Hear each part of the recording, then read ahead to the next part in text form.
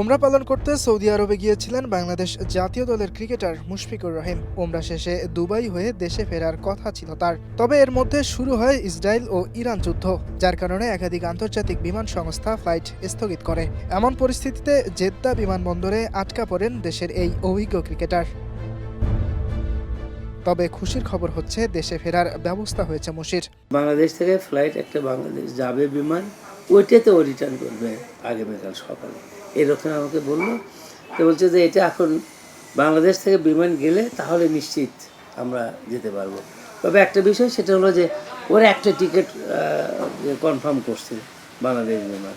Star নিউজের সাথে একান্ত সাক্ষাৎকারে মুশফিকের আরও নানা বিষয় নিয়ে কথা বলেন তিনি। জানান মুশফিকের ক্রিকেটার হবার গল্প। মুশফিক হয়ে ওঠা, সেলফ মুশফিক হয়ে উঠেছে। এটা আমাদের বাড়ির থেকে অনেক সময় বাবা মা আমরা দেখি, সব টেলিভিশনে দেখা যায়, বাবা মায়ের সাক্ষাৎকার দেখা যায়, সকালবেলা ছেলেকে নিয়ে টিফিনকে নিয়ে মাঠে বসে আছে, সারাদিন খেলতেছে, মা বাবা খাচ্ছে ওখানে, সব এগুলো আমরা কোনো কিছুই করি নাই। আমরা জাস্ট বিকেএসপিতে ভর্তি করাই দিয়েছি, আমাদের ডিউটি শেষ। তারপরে আমি প্রতি মাসে প্যারেড দিয়ে হতো, আমি যেতাম, ওর সঙ্গে দেখা হতো, মা খাবার দিত, খাবার নিতে খাইতে চলে যেত, আবার চলে আসতো। এইটা ছিল নর্মাল ডিউটি। ওখানে যে আমি কোনোদিনও কোনো টিচার বা কোনো কোচ ওর ব্যাপারে যে কোনো অভিযোগ বা অনুযোগ আমাকে করে না। মুশফিকের জাতীয় দলে ডাক পাওয়ার খবর শুনে খুশিতে আত্মহারা হয়েছিলেন তিনি। সেই মুহূর্তের কথা ভাবতেই আনন্দিত হন এখনো। সেই সময় খন্দকার জামিল সাহেব আমাকে একটা লিঙ্ক দিলেন।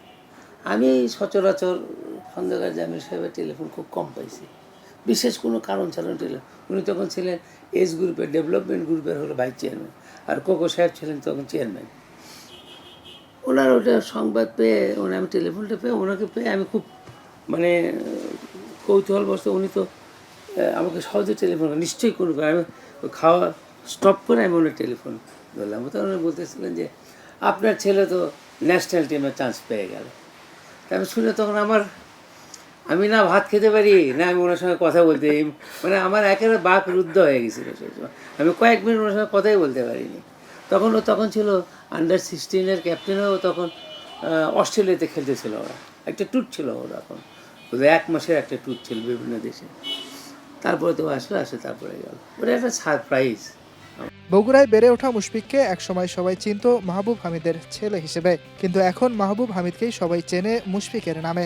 বাবা হয়েও ছেলের পরিচয় বহন করার আনন্দে গর্বিত তিনি। ইয়াসির আরাফাত সবুজ, স্টার নিউজ, বগুড়া।